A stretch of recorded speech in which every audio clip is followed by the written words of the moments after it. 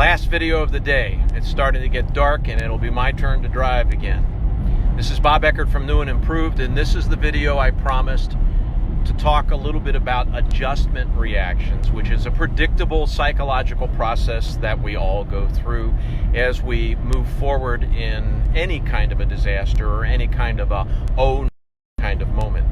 And if we understand how that process unfolds, we can move through it more smartly, more elegantly, and get to the place where we're taking care of each other and ourselves more effectively. This is my speaking about some stuff I learned from Peter Sandman and also my work as a therapist when I was younger in the drug abuse field, combined with some stuff I know about people's response to stress.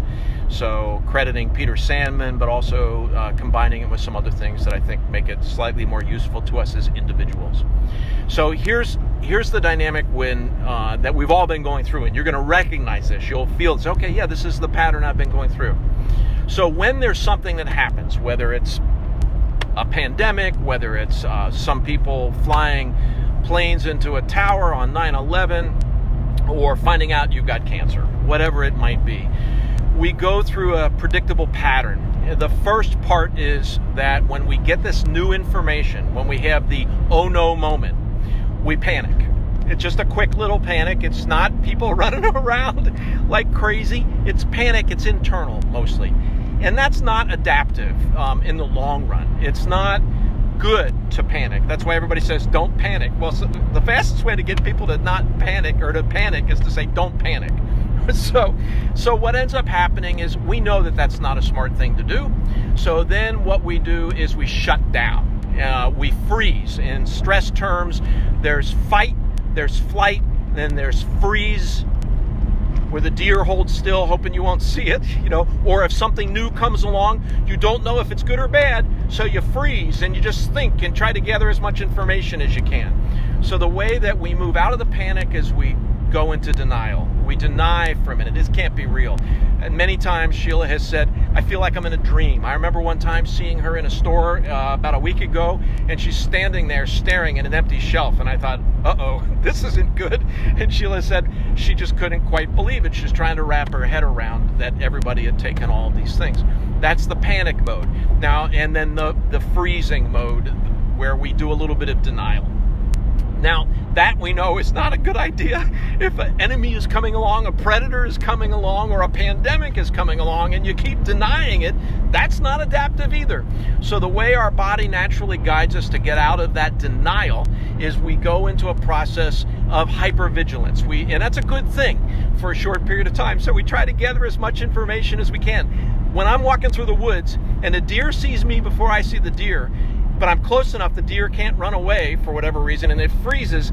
The deer's trying to figure out, it's gathering information. Is this guy hunting? Is this guy a predator? Is this guy dangerous? Whatever, before it makes a move and exposes itself. We do the same things. It's very adaptive. So all of us, those that are watching this video right now, this is your work for you to try to be understanding what's really going on. And that's a good thing.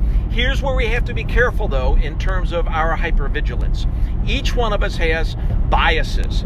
So I see a lot of political biases coming up in terms of this. I've heard people say to me, because I have a particular religion, I won't get this. I've had people say to me, it's all the president's fault. I've had people say to me, can you go on?